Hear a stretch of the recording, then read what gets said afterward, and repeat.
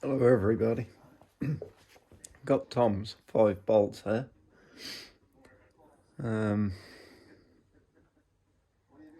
What should I show you for this? Well,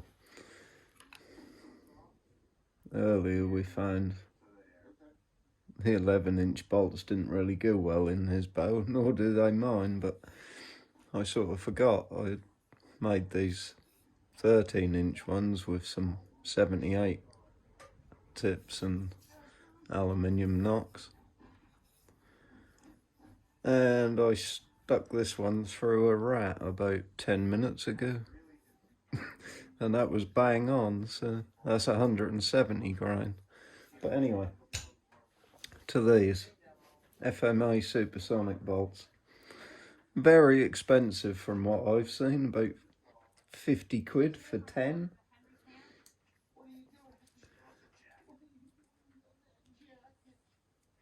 And normally when you look through a batch of bolts, you'll find at least one or two that are perfectly straight. But I've been through these and put them in a drill. That's a good way as any to see what you got. And these 4 are straight from this end.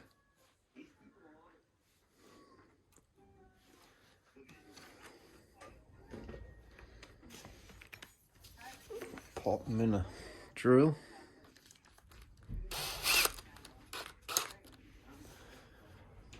Just give it a spin.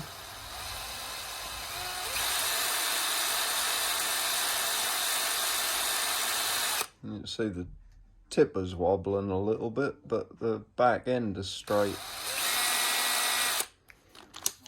And then if we swap it round, but don't go by the tip because that could be bent, come up onto the shaft. Don't crush it. Now we can see the other end is wobbling all over the place. And all 4 of these are like that. They're straight at this end and they are that end.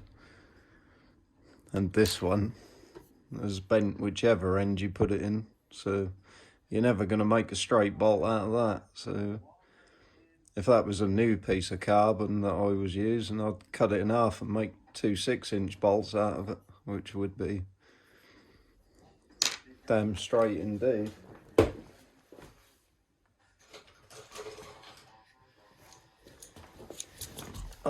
I'd just turn it into some little ones like this for a little recurve. It's making me want to put my little recurve back together so I can try them. That's something you can't find. I've seen videos of people making bolts where they like cut 2 longer crossbow bolts down out of one longer shaft, and then these little pieces, they throw them in the bin beside them. Why? Oh, and the plastic nocks. Perfectly fine in a little 80-pound recurve bow, but definitely no good in a compound bow. It's the first thing you want to do is throw them away and either go metal or alloy. And here's the other little horror with these bolts. And that ain't just the FMA ones I found, it's the Draken ones as well.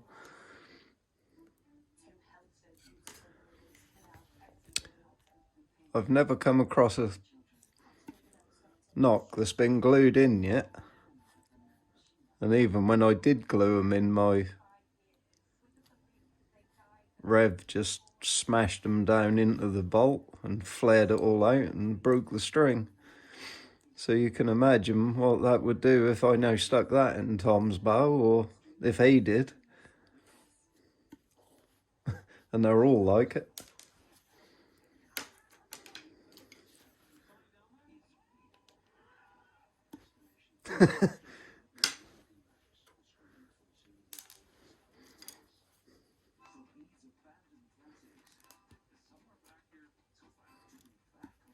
Boop.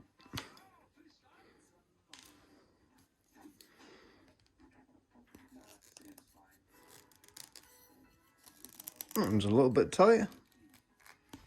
It's not glued in there. Pathetic, really.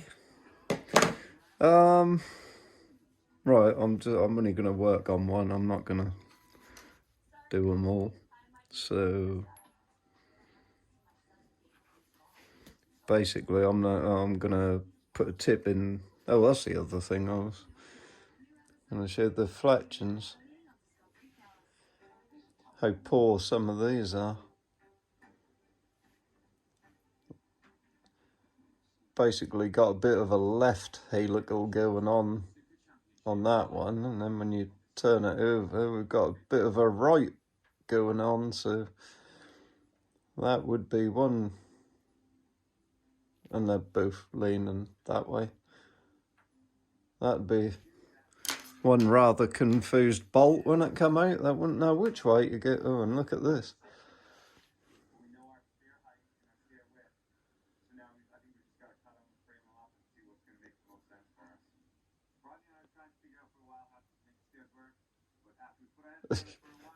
I don't quite know how that would.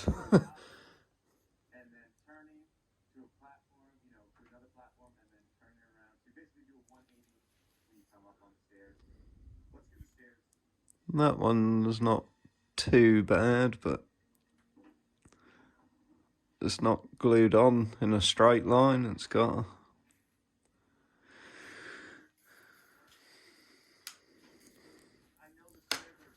but they're all, apart from one fletching wise.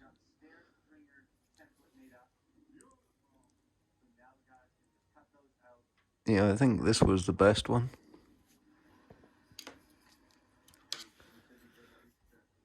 Oh, and that's the bolt that's bent in the middle. That's the worst fletched one.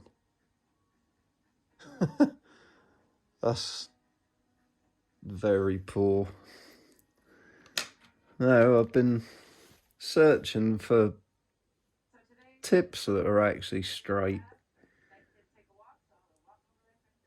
And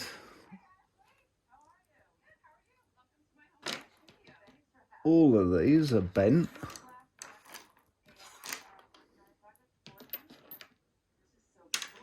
These ones are straight. But some of them aren't in very good condition. But the 150 grinds are lovely and straight.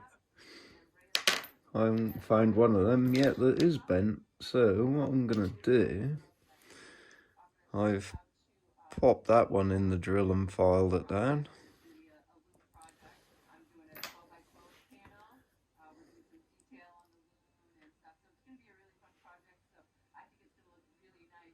Took that part down, same size as the thread, and then rounded the back off so you can actually pull it out of the target. So what I'm going to do is glue that in there, heat this up and take that out, and then I filed the point off a, or cut the point off a 78 grain, not a tip, and then filed a half round in it. So that'll be going in as the knock. And then I'll put new fletchings on it and take these ones off. And then that'll be a good bolt.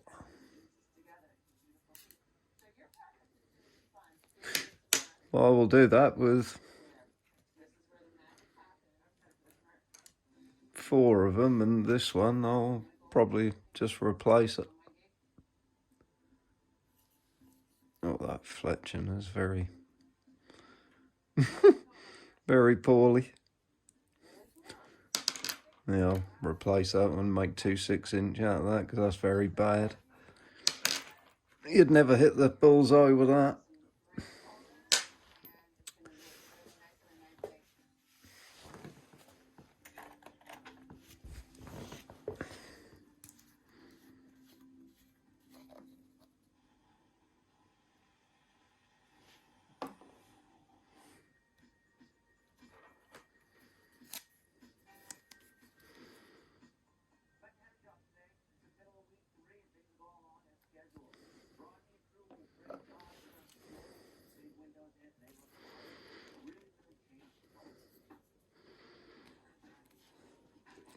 Glue the point in.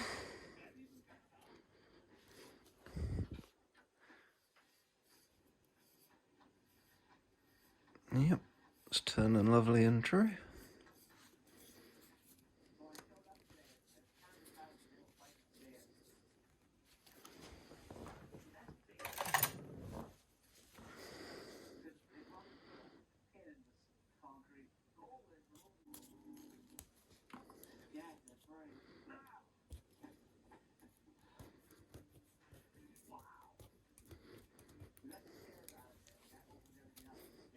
Anyway, I'll come back to that, but quite time consuming. What I want to do now is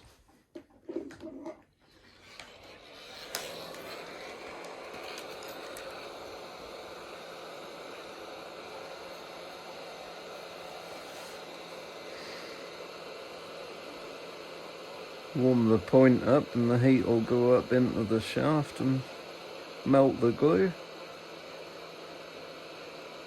Presumably there is some in there.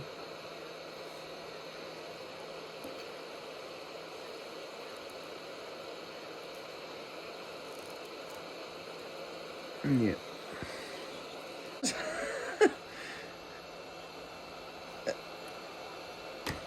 Oh, no wonder. God, how far did that go in there? Oh. What weight is that then?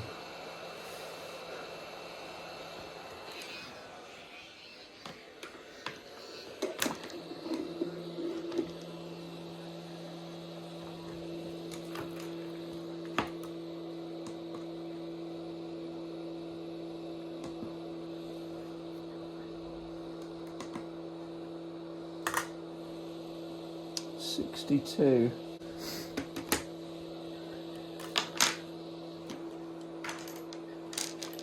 So it's actually a little bit lighter than these ones. That's 63 and a half. 43.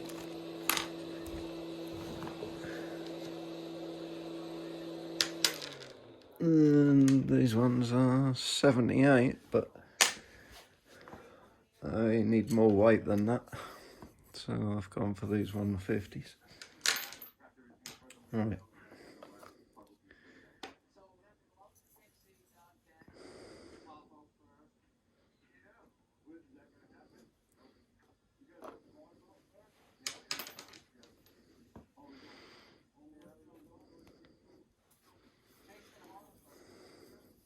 So now we have 150 grain point with a about 74 or 5 grain knock now.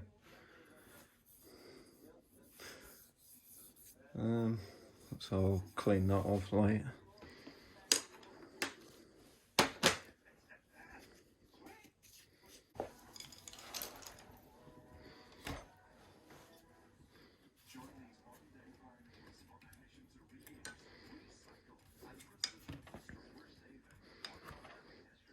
As you can imagine with me, this jig has been quite extensively modified.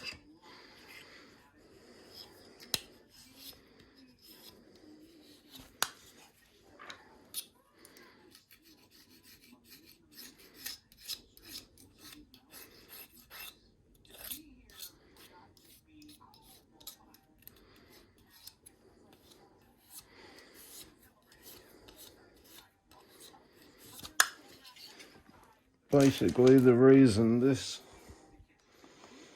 is like it is, probably because it was done in a jig like this was when it was new. I glued that piece of alloy in there so that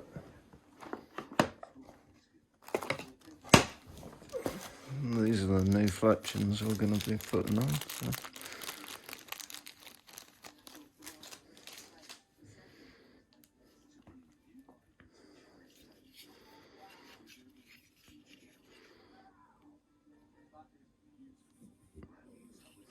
When you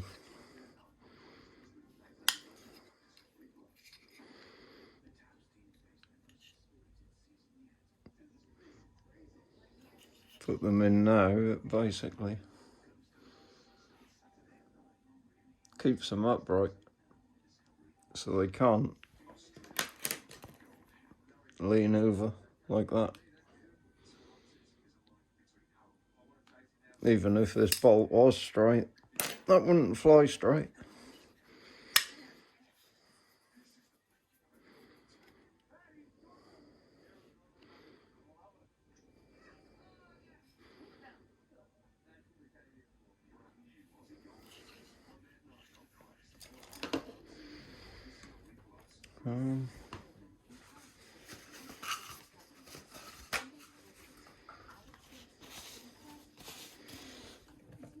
Get some degreaser.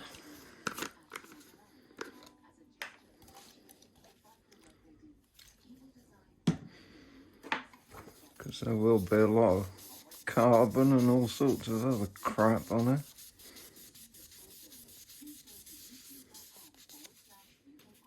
Like so.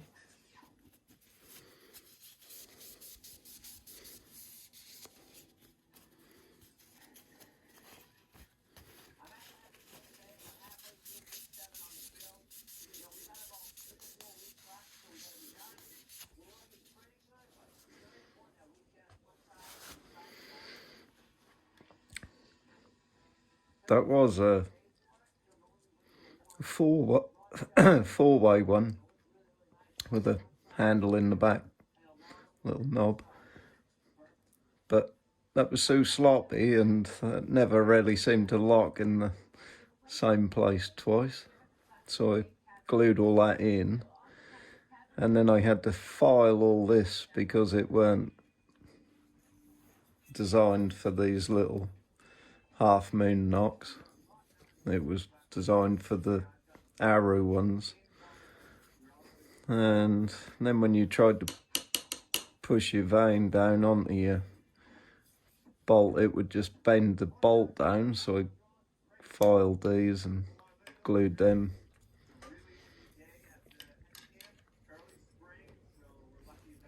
So they hold the bolt tight. And now that fits in that knock. Dead centre. It's nice and tight, it doesn't wiggle like it used to.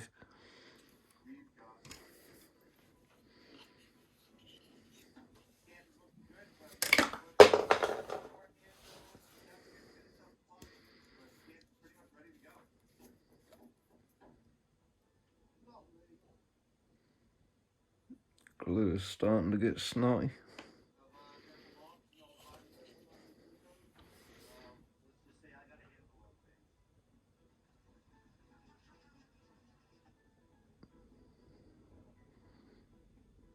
It's the first time I've ever done this with the phone with the flash on, right, actually.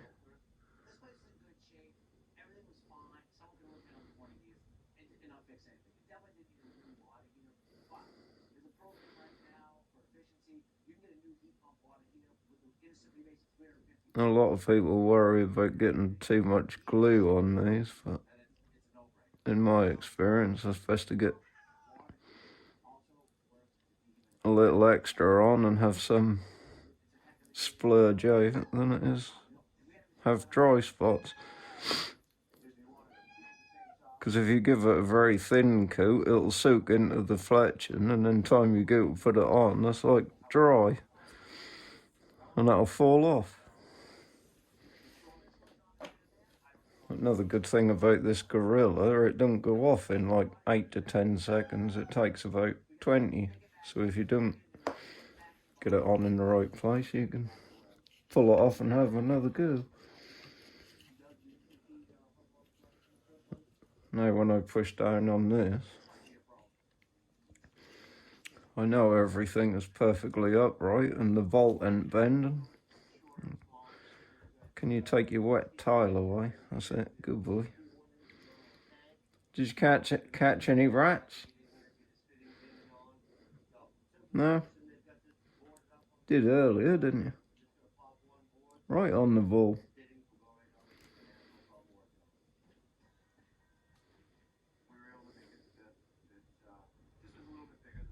I have to hold this one a little bit longer. If I waited 8 to 10 seconds, that would just fall off.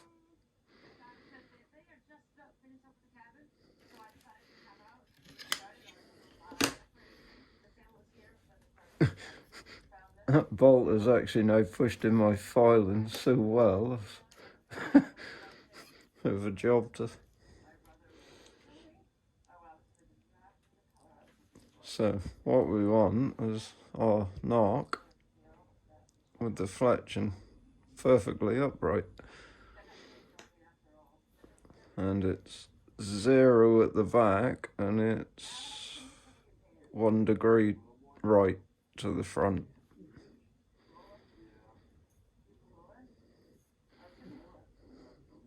Teeny tiny little bit of glue come out there, but nothing much.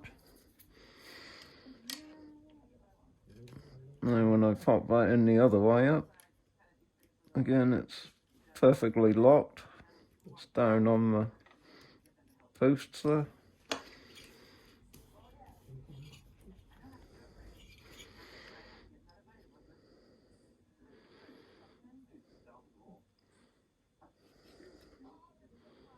Get on my marker.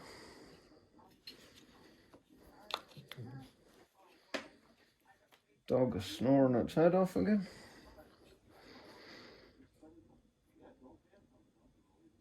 Joys of being 16 years old.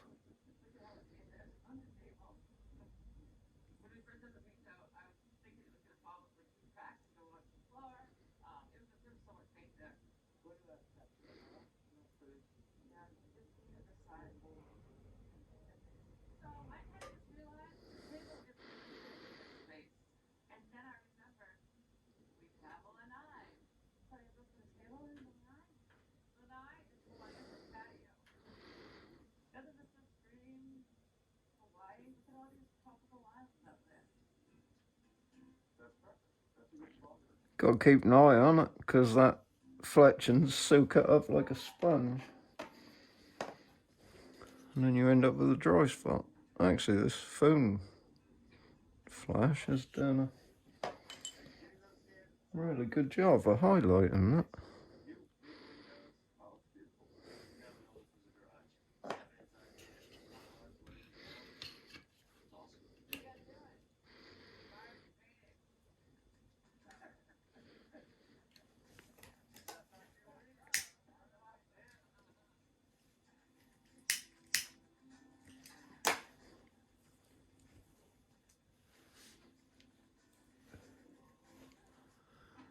Damn, it's getting light. 20 to 6.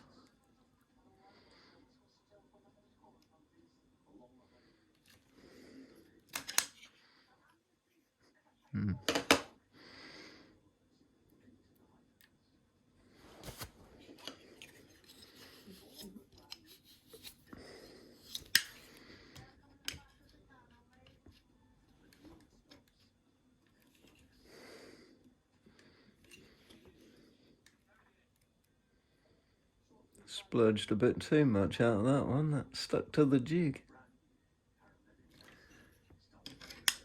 That's better. And that's what I was saying about the Gorilla. It gives you a chance to have a second go if you don't quite get it right the first time. So,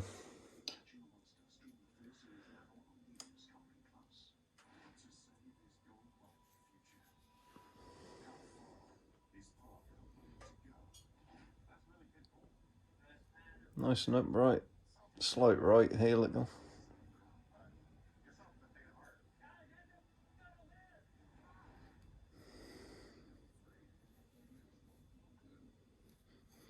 Nice ribbed ones, they don't flex so much.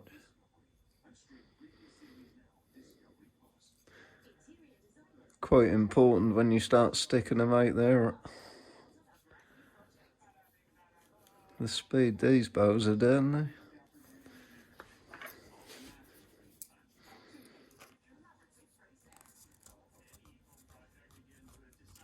Very soft rubber on these original.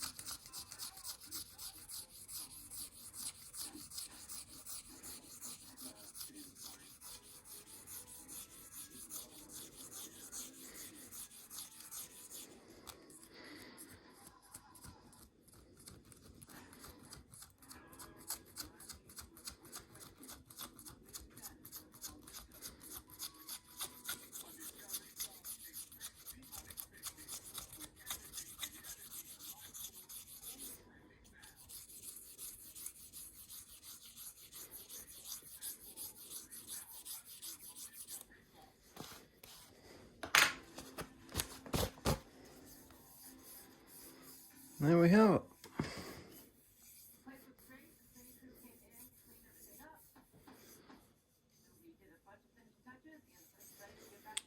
One bolt down.